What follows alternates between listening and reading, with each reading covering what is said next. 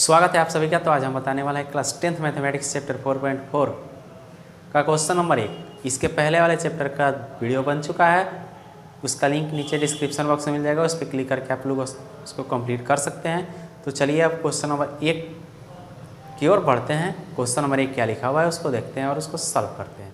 Question number 1 लिखा है कि निम्न द्विघात समीकरणों के मूलों की प्रकृति ज्ञात कीजिए। यदि मूलों का अस्तित्व हो तो उन्हें ज्ञात कीजिए। यानी कि मूलों के अस्तित्व हो तो उस मूल को भी ज्ञात कर देना है। सबसे पहले इसका प्रकृति बता देंगे कि प्रकृति क्या होता है। तो हम लोग प्रकृति को समझ लेते हैं। मूलों का प्रकृति होता क्या है। लिखा है कि द्विघात समीकरण ax² + bx + c = 0 के मूलों की प्रकृति, यानी इसका प्रकृति बता देना है। यानी कि यहाँ पे जो a है, a का मान 0 नहीं होना चाहिए, तभी द्विघात समीकरण होगा। इसको लेता है d को विविधकर सूत्र। तो d बराबर होता है b² - 4ac। क्या होता है? b² - 4ac। इस समीकरण से d का मान निकाला जाता है यदि d > 0, यानी d का मान 0 से बड़ा है। d का मान 0 से बड़ा है तो जो दोनों मूल उसका निकलेगा वो भिन्न होगा परंतु वास्तविक होगा। भिन्न और वास्तविक होगा। 2 नंबर है कि यदि d बराबर 0, यानी कि d का मान 0 आता है, यानी कि b² - 4ac = 0 आ जाता है, तो उसका दोनों मूल बराबर होंगे। उसको संपाती और वास्तविक भी बोला जाता है। यानी कि बराबर भी होगा और संपाती वास्तविक होगा। 3 नंबर है कि d < 0, यानी d का मान 0 से छोटा आता है। 0 से छोटा का मतलब माइनस में चला जाता है, तो उसका क्या होता है? कोई वास्तविक मूल नहीं होता है। यानी कि उसका कोई भी वास्तविक मूल होता ही नहीं है। ये द्विघाती सूत्र जिसको श्रीधराचार्य नियम भी बोला जाता है, और इस सूत्र को ब्रह्मास्त्र भी कहते हैं। इसको क्या बोलते हैं? मैथ का जो द्विघात का, इसको ब्रह्मास्त्र कहा जाता है। जब सॉल्व नहीं होता है ना द्विघात समीकरण, तो इसको लगाने पर आसानी से सॉल्व हो जाता है, इसलिए इसको ब्रह्मास्त्र भी बोला जाता है। इसको याद रखना है कि x बराबर -b + -√b² - 4ac/2 है। यही b² - 4ac किसका मान है? d का मान। तो इसके जगह पर हम d लिख सकते हैं। इस सूत्र का, सभी सूत्र का इसमें प्रयोग करना है। तो चलिए क्वेश्चन नंबर 1 लिखा है कि 2x² - 3x + 5 = 0। ये जो है एक द्विघात समीकरण है। इस द्विघात समीकरण के सबसे पहले बता देना है कि इसकी प्रकृति बता देना है। प्रकृति ये जो बताया गया है, तो सबसे पहले हम क्या लिखेंगे यहाँ a। इस समीकरण से इसकी तुलना करेंगे, यानी कि x² में जिससे गुणा है a, b में x से जिसमें गुणा है b, और जो अलग संख्या है जिसके साथ कोई भी चर नहीं है उसको c बोला जाता है। तो x² के साथ जो है उसको a बोला जाएगा, तो a का मान 2 हो जाएगा। b x के साथ है उसको b बोला जाएगा, तो b का मान -3 हो जाएगा। तथा c जिसके साथ कोई भी चर नहीं होता है उसको c बोला जाता है, यानी कि 5 हो जाएगा हमारा c का मान। लिखेंगे कि अब d बराबर क्या होता है? b² - 4ac। तो b का मान कितना है? -3 का स्क्वायर और -4ac हो जाता है। -4 × a का मान 2 और c का मान है 5। इसको सॉल्व करेंगे। -3 का स्क्वायर प्लस में 9 हो जाता है, यानी कि माइनस का स्क्वायर प्लस हो जाता है और 3 का स्क्वायर 9 हो जाएगा। 5 दूना 10 चौका 40 हो जाएगा। 9 में से 40 घटेगा तो माइनस में 31 बचेगा, यानी कि ये किस में आ गया? 0 से छोटा गया। 0 से छोटा गया तो इसको क्या लिख सकते हैं? -31 < 0, यानी कि 0 से ये छोटा है। तो इसकी प्रकृति लिखते हैं कि अतः दी गई समीकरण की प्रकृति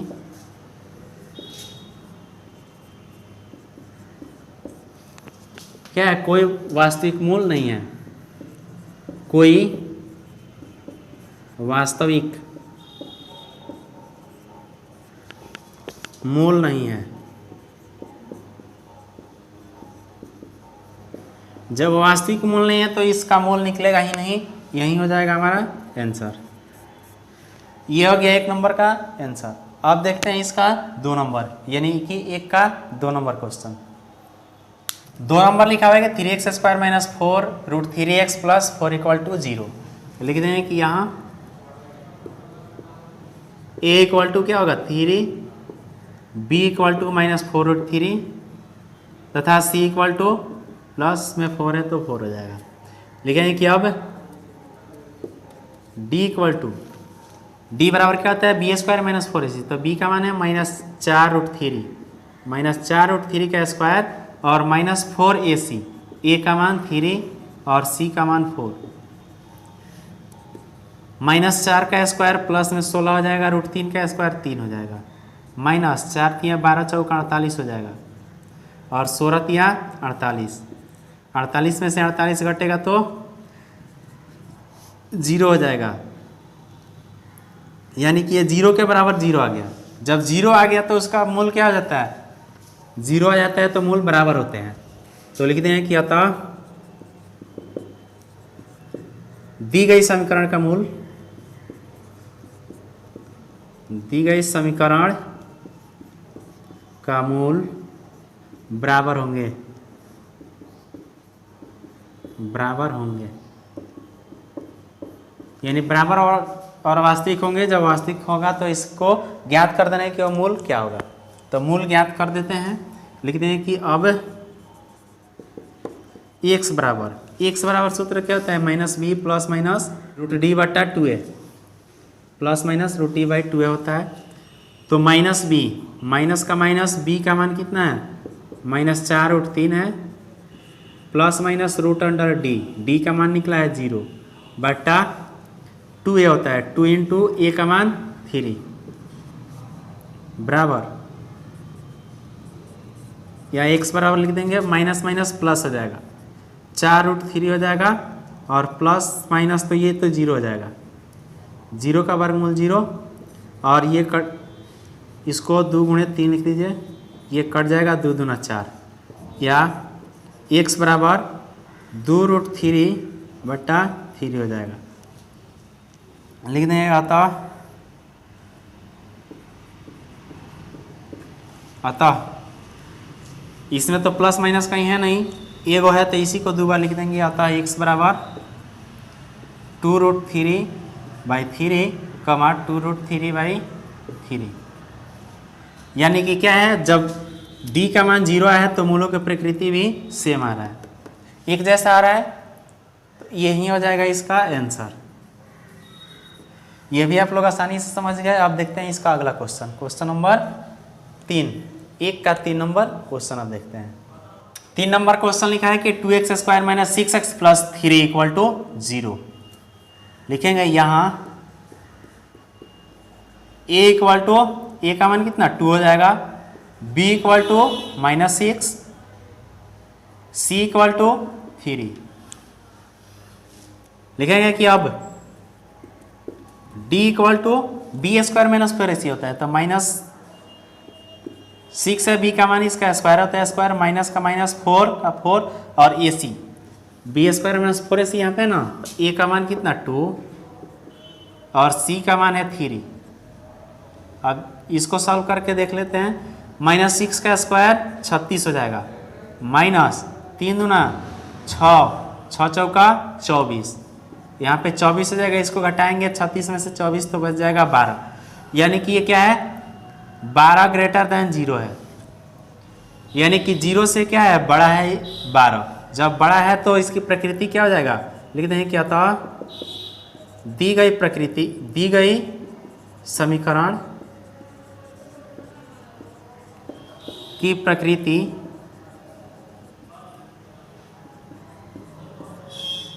यह क्या है जब बड़ा रहेगा तो भिन्न वास्तविक होगा, प्रकृति भिन्न वास्तविक होगा।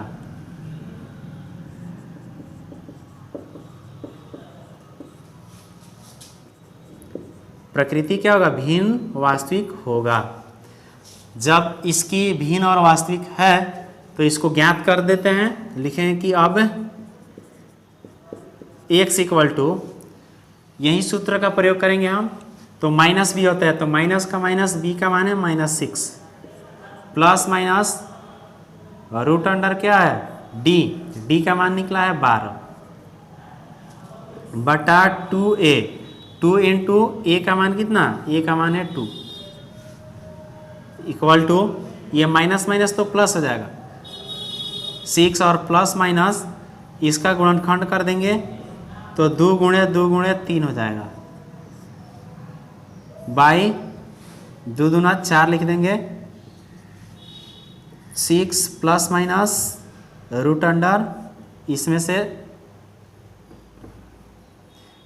ये जोड़ा लग रहा है तो ये बाहर निकल जाएगा, रूट में बच जाएगा 3, बट्टा में हो जाएगा 4। इसमें से 2 कॉमन कर लेते हैं, 2 कॉमन करेंगे तो बचेगा यहाँ पे 2 3 6 होता है तो 3 और प्लस माइनस रूट अंडर 3 हो जाएगा, बट्टा में 4 है तो 4, ये 2 दूना 4 कट जाएगा, बराबर 3 प्लस माइनस रूट अंडर 3 बट्टा 2 बचा। लिख देंगे कि अतः एक बार प्लस में एक बार माइनस में, x बराबर 3 प्लस रूट 3 बट्टा 2 कमा 3 माइनस रूट 3 बट्टा 2, यही हो जाएगा हमारा आंसर। ये देखिए ये क्या है, भिन्न है, यहाँ पे प्लस है यहाँ माइनस है, अलग अलग है दोनों मान, यानी कि जब 0 से बड़ा आता है तो मान अलग अलग आता है, और 0 के बराबर रहेगा तो बराबर रहेगा, और 0 से छोटा रहेगा तो उसका हल नहीं होगा। ये हो जाएगा इसका आंसर। अब देखते हैं इसका अगला क्वेश्चन, क्वेश्चन नंबर 2 नंबर, यानी कि अब 2 नंबर क्वेश्चन देखना है। ये 1 नंबर का 3 गो था, अगला क्वेश्चन है 2 नंबर। 2 नंबर क्वेश्चन लिखा है कि निम्न प्रत्येक द्विघात समीकरण में k का ऐसा मान ज्ञात कीजिए कि उसके 2 बराबर मूल हो। यानी कि ये जो दिया गया है द्विघात समीकरण, इसमें k दिया है, इस k का ऐसा मान ज्ञात करना है कि उसका मूल बराबर हो। तो मूल बराबर होने के लिए क्या होता है, d बराबर 0 होना चाहिए।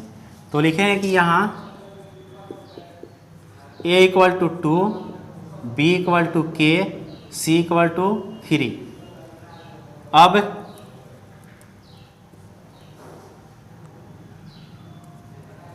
समीकरण का मूल बराबर होंगे यदि बराबर कब होते हैं, d बराबर 0 होता है तब होते हैं, d बराबर 0। तो d का सूत्र क्या होता है, B square minus 4ac equal to 0, यानी कि B square minus 4ac equal to 0 होना चाहिए, तब दी गई मूल क्या होता है, बराबर होता है। या b का मान कितना है, k है, तो k स्क्वायर माइनस 4, a का मान है 2 और c का मान है 3 इक्वल टू 0। या k स्क्वायर माइनस 4 दूना 8, 8 3 का 24 हो जाएगा इक्वल टू 0। या k स्क्वायर इक्वल टू, इसको इधर भेजेंगे तो प्लस में 24 हो जाएगा, इसलिए k बराबर प्लस माइनस रूट अंडर 24 हो जाएगा। या k equal two plus minus इसका गुणनखंड कर देंगे, 2 दूना 4 दूना 8 3 का 24 हो जाएगा। या k equal two plus minus, इसमें से दो को जोड़ा लग रहा है तो 2 एक बाहर निकल जाएगा और रूट अंडर हो जाएगा, 2 गुणे 3 बच रहा है तो 2 3 6 हो जाएगा। यही हो जाएगा हमारा आंसर। अब अगला क्वेश्चन देखते हैं, क्वेश्चन नंबर 2 नंबर क्वेश्चन क्या है, kx into X minus 2 plus 6 equal to 0, यानी कि इसको द्विघात समीकरण के रूप में पहले बना लेंगे। तो kx से x में गुणा होगा तो kx स्क्वायर हो जाएगा, प्लस माइनस माइनस, और kx से 2 में होगा तो 2kx हो जाएगा, प्लस 6 का 6 इक्वल टू 0। ये हो गया द्विघात समीकरण। लिखेंगे यहाँ a equal to X square में जिससे गुणा होता है उसको ये बोला जाता है, a का मान है k, b equal to x में जिससे गुणा होता है उसको, तो माइनस 2k है तो b का मान माइनस 2k तथा c बराबर 6 हो जाएगा। लिखेंगे कि अब समीकरण के मूल बराबर होंगे यदि d इक्वल टू 0 या B square minus 4ac equal to 0। इसके बराबर 0 होगा तभी मूल क्या होता है, बराबर होता है। तो b का मान कितना है, -2k, तो -2k का स्क्वायर माइनस 4, a का मान है k और c का मान है 6 इक्वल टू 0 का 0। माइनस का स्क्वायर प्लस 2 का स्क्वायर हो जाएगा 4 और k का स्क्वायर k स्क्वायर, -4 से 6 में होगा तो 24 हो जाएगा, -24 k हो जाएगा इक्वल टू 0। या इसमें से कितना 4k कॉमन हो जाएगा, 4k कॉमन हो जाएगा तो हमारा बचेगा कितना, यहाँ पे बच जाएगा k और यहाँ पे तो k कॉमन हो गया, 24 है तो 4 छक 24 होता है तो यहाँ 6 बच जाएगा इक्वल टू 0। लिखेंगे कि अब एक बार इसके बराबर 0 करेंगे, एक बार इसके बराबर 0, यानी कि 4k इक्वल टू 0 तथा k माइनस 6 इक्वल टू 0।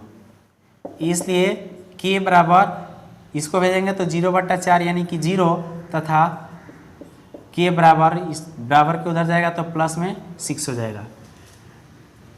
यहाँ पे k का मान 0 नहीं लेंगे। 0 क्यों नहीं लेंगे, क्योंकि यहाँ पे क्या है, द्विघात समीकरण में जो यहाँ पे जो भी संख्या होता है उसका मान 0 नहीं होना चाहिए, तभी वो द्विघात समीकरण होता है।